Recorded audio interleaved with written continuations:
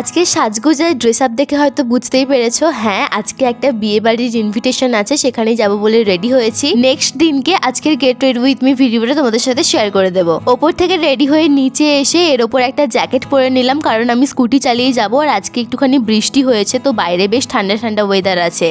মাঝ রাস্তায় ভাইকে নিয়ে নিলাম আমাদের সাথে।